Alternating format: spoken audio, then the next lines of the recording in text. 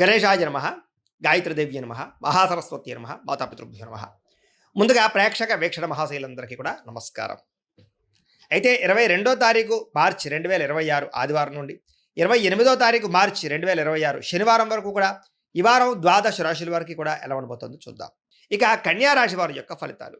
ఈ వారం మీ గోచార గ్రహగతులు కనుక చూసుకున్నట్లయితే మిశ్రమ ఫలితాలే కనపడుతూ ఉన్నాయి. జాగ్రత్తగా ఉండాలి. ముఖ్యంగా రాత్రి సరిగ్గా పడుకోకపోవడం వల్ల తర్వాత రోజు నీరసం రావడం, రాత్రి ఫోన్లు ఎక్కువ చూడడం, ఆలోచనలు పెరిగిపోవడం, ఆహారం విషయంలో జాగ్రత్త తీసుకోకపోవడం, చెడు వ్యసనాలు అలవాట్లు అవ్వడం, లేదా బయట తిళ్ళు తినడం, అనారోగ్య సమస్యలు తెచ్చుకోవడం కనపడుతుంది. జాగ్రత్తగా ఉండాలి.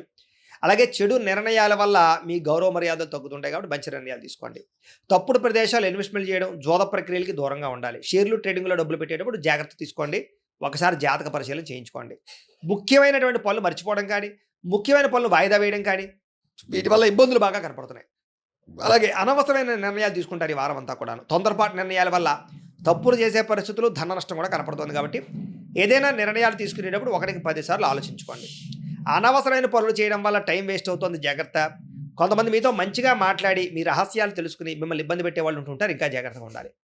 పెద్దవారి మనసు గాయపరిచే అవకాశం కనపడుతోంది. అలాగే యజమాని అనుమతి లేకుండా, అంటే ఇంట్లో పెద్దవాళ్ళ అనుమతి లేకుండా మీరు తీసుకునే నిర్ణయాలు మిమ్మల్ని తర్వాత ఇబ్బంది పెడతాయి. జాగ్రత్తగా ఉండండి. ప్రతిభకు తగ్గ గుర్తింపు అయితే కనబడటం లేదు. అలాగే పెట్టుబడులు తగ్గ లాభాలు కూడా ఈ వారం పెద్దగా కనపడటం లేదు. వ్యాపారస్తులకి క్రయ విక్రయాల్లో ఎక్కువ నష్టాలు కనపడుతున్నాయి. ముఖ్యంగా అప్పులు ఇవ్వడం కానీ, అప్పులు తీసుకోవడం కానీ వీటి వల్ల నష్టాలు కనపడుతూ ఉన్నాయి. పరపురుష పరస్త్రీ వ్యామోహాల వల్ల అనవసరమైన ఇబ్బందులు తలెత్తుతాయి. కష్టపడకుండా డబ్బులు రావాలనుకుని చేసే పనులన్నీ మిమ్మల్ని ఇబ్బంది పెడతాయి. కాబట్టి ఈజీ మనీ కోసం తప్పుడు పనులు చేయకండి. ప్రభుత్వ ఉద్యోగస్తులకి ఉద్యోగ నష్టాలు, ఐటీ దాడులు, ఇబ్బందులు కనపడుతున్నాయి. నోరు జారడం వల్ల, మాట జారడం వల్ల వివాదాలు, కింద పనిచేసే వాళ్ళతో సమస్యలు ఉన్నాయి. జాగ్రత్తగా ఉండాలి. అనవసరమైన కోరికలు తగ్గించుకోవాలి. కామ కోరికలు, శారీరక కోరికలు పెరిగిపోయి ఎవరు పడితే వాళ్ళతో సంపర్కాలు మంచిది కాదు. ఈ వారం చిన్న చిన్న అనారోగ్య సమస్యలు వేధించడం కానీ, డబ్బు విపరీతంగా ఖర్చు అవ్వడం కానీ, పెట్టుబడులు తగ్గ లాభాలు లేకపోవడం కానీ, ఇతర దేశాల నుండి భారతీయులకి ఉద్యోగ నష్టాలు, సమస్యలు ఎదుర్కోవడం కానీ జరిగే అవకాశాలు ఉన్నాయి. వివాహ సంబంధాలు కూడా కుదిరి వెనక్కి వెళ్ళిపోయే అవకాశం కనపడుతోంది. ప్రేమికుల మధ్య అనవసరమైన గొడవలు విడిపోయే అవకాశాలు, సమయానికి నిద్రాహారాలు లేకపోవడం వల్ల అనారోగ్య సమస్యలు, భార్యాభర్తల మధ్య మనస్పర్ధలు, ఇంట్లో చికాకులు కనపడుతున్నాయి. మద్యపాన వ్యసన పనులకి, రాత్రి సమయంలో డ్రైవింగ్లు చేయడం వల్ల ప్రమాదాలు, అలాగే ధూమపాన వ్యసన పనులకి శస్త్రచికిత్స అవకాశాలు కూడా ఉన్నాయి. జాగ్రత్తగా ఉండాలి.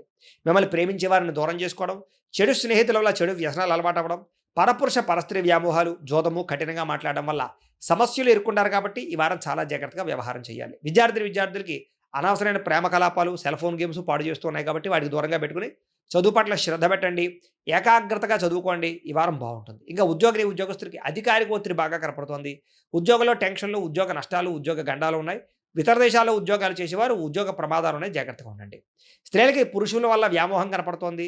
కొత్త పరిచయాల వల్ల సమస్యలు ఉన్నాయి. డబ్బు విపరీతంగా ఖర్చు అవుతోంది. కుటుంబ కలహాలు కనపడుతున్నాయి. వ్యాపారస్తులకు వ్యాపారంలో మూర్ఖత్వంగా నిర్ణయాలు తీసుకోవడము, తప్పుడు పెట్టుబడులు పెట్టడము, రాంగ్ ఇన్వెస్ట్మెంట్ చేయడం వల్ల నష్టాలు, అలాగే ఆర్థిక లావాదేవీలు సరిగ్గా సాగకపోవడం వల్ల నష్టాలు కనపడుతున్నాయి. కాబట్టి ఈ వారం అంతా కూడా జాగ్రత్తలు తీసుకోవాల్సిందిగా తెలియజేస్తూ